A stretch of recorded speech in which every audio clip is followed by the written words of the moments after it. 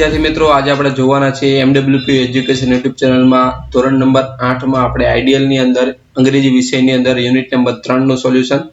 તો વિદ્યાર્થી નમ્ર વિનંતી છે કે જો તમે પ્રથમ વખત અમારી ચેનલ તમે જોઈ રહ્યા હો તો ચેનલ તમે ઝડપથી સબસ્ક્રાઇબ કરી દો જેથી તમને વિડિયો લેક્ચર મળતા રહે. તો વાત કરીએ આપણે unit number 3 what were you doing, બરાબર. તો તેની એક્ટિવિટી નંબર 1 તમને આપેલી છે, એના પ્રશ્નના ઉત્તર તમારે લખવાના છે. એમાં પહેલું આપણે જોઈએ તો have you ever then ride in it? તો જવાબ આવશે yes, I have take a ride. એના પછી tell your class about your experience for riding in the giant's wheel is an awesome experience.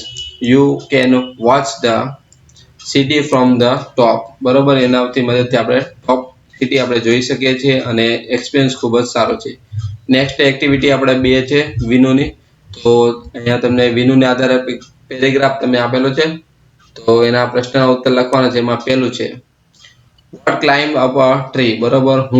હું ક્લાઇમ્બ અપ અ ટ્રી, તો કોણ ચડી રહ્યું છે? વિનુ. એના બીજું છે વોટ વોઝ વિનુ કટિંગ, તો Vinu was cutting the some branches on which he was sitting. Next છે ત્રીજું Vinu was cutting the some branches on which he said, બરોબર. એના પછી ચોથું છે હું વોર્ન વિનુ, કોણ વોર્ન કરી છે એટલે કે ચેતવણી આપે છે? An old man. એના પછી છે Vinu follow the old man advice, તો વિધાન છે ખોટું. હું fell down from the tree, કોણ પડી રહ્યું છે એટલે કે ઝાડુ પરથી કોણ નીચે પડે છે? વિનુ. વિનુ બ્રોક હિઝ, બરોબર, લેગ, પછી એનો પગ તૂટી જાય છે. નેક્સ્ટ એક્ટિવિટી નંબર 3 છે, આપણને પેરેગ્રાફ વાંચવાના છે. અહીં તમને પેરેગ્રાફ આપેલો છે ટીનાનો, તો તેના આધારે આપણે પ્રશ્નના ઉત્તર લખવાના છે. અમે પહેલું Halol is not far from the Vadodara, તો વિધાન છે સાચું. એના પછી છે ચોથા નંબરનું ટીના વિઝિટ, બરોબર, a trade fair in Vadodara. હું લીવ્સ ઇન ભુજ, તો મીના લીવ્સ ઇન ભુજ. ચલો નેક્સ્ટ પેરેગ્રાફ ઉપરથી પ્રશ્નના ઉત્તરમાં પેલું છે Tina visit a village fair between Halol and Pavagadh. Next બીજું તમને આપેલું છે ટીના વોઝ. નેક્સ્ટ તમને આપેલું છે Tina went to the village fair by, તો આવે છે an auto rickshaw. With home did Tina go to the fair, the Tina went to the fair with her parents. How many temples were there outside the village, કેટલા છે? તો 2. Tina and her parents reach at the village fair in the morning, તો વિધાન છે ખોટું. એના પછી there was an open ground between the two temple. એના પછી open ground was full of water, તો વિધાન છે ખોટું. નેક્સ્ટ પેરેગ્રાફ ની અંદર આપણને ક્વેશ્ચન આપેલો છે બીજો, the children were standing in front of sweet shop, તો વિધાન છે ખોટું. What were the children looking at, the childrens were looking at a plane. એના પછી Kaliya was showing in the plane, એમાં આવશે ધ શોપકીપર. નેક્સ્ટ ખરા ખોટામાં છે ખરું. એના પછી what show the at the childrens were happy, the childrens were happy as they laugh with the joy and clap loudly.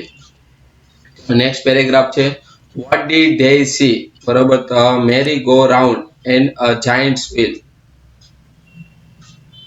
Next હવે બીજું આપેલો છે the merry go round was તો વિધાન આવે છે ખોટું. giant's wheel was really બરી. એના પછી the loudspeaker were playing a film song. There were many children in the giant's wheel. What were the children doing in the giant's wheel? Shouting in excitement, બરોબર. બી option થશે. એના પછી what was the jungler doing, બરોબર, તો એમાં આવશે playing with the 5 balls. The juggler was keeping all the balls in the water, તો વિધાન આવે છે ખોટું. Wonderful means great. Next paragraph છે there was a trade fair in Vadodara, તો વિધાન સાચું છે. બીજું છે when did the children go to the trade fair, તો children went to the trade fair Sunday.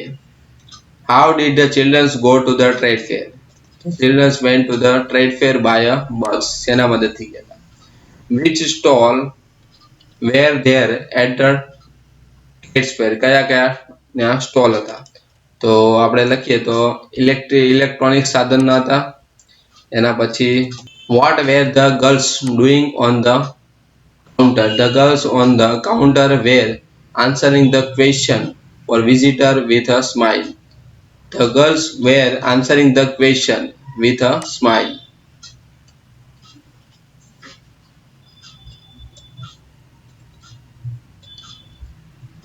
Next તમને આપેલું છે, એમાં આપેલું છે there was another row of stall from things like fridge and washing machine. One salesman was demonstrating the use of a mixer and grinder. Who were asking some question to the salesman? કોણ પૂછી રહ્યો છે? Two young women. ત્યાર પછી demonstrating means તો એમાં આવશે showing એટલે દેખાડવું. ચલો નેક્સ્ટ પેરેગ્રાફ છે. હવે એમાં પેલું છે what was there at the other end of the fair? At the other end of the fair there were some fast food stall. What did Tina order? Tina ordered a glass of lassi. What did Tina's friend order? બરોબર, તેને શું order કર્યું? તો pizza. એના પછીનું વિધાન તમને ખરા ખોટા આપેલા છે, ટ્રુ ફોલ્સ તમારે લખવાના છે. નેક્સ્ટ એક્ટિવિટી નંબર 4 માં આપણે જોવાના છે. નેક્સ્ટ હવે આપણે એક્ટિવિટી નંબર 4 માં આપણે જોવાના છે. એમાં પહેલું છે ફેલ ડાઉન. તો આને આધારે અહીંયા વાક્ય તમને લખેલા છે કે આપણે આ ચેપ્ટરની અંદર આને આધારે આપણે કયા કયા વાક્ય આવે છે તે આપણે લખવાના છે. બરોબર, તો નેક્સ્ટ હવે આપણે જોવાના છે. એના પછી ટ્રુ ફોલ્સ પણ તમને સોલ્યુશન આપ્યું છે, તે તમારામાંથી જોઈને લખવાનું છે. એના પછીનું ક્વેશ્ચન નંબર 6 છે એન્ડ અને બટ વાળા આપણે ખાલી જગ્યા પૂર્ણ કરવાનું છે. તો પહેલામાં છે રામ એન્ડ શ્યામ, બીજામાં છે રહીમ રન્સ ફાસ્ટ બટ, ત્રીજામાં છે Mahi is a tall but, Krunal is a good dancer but, પાંચમામાં mister Chauhan is an author and teacher. Ram and Rahim are reading a book. Ram is reading a poem but Manan and Chintan are good friends.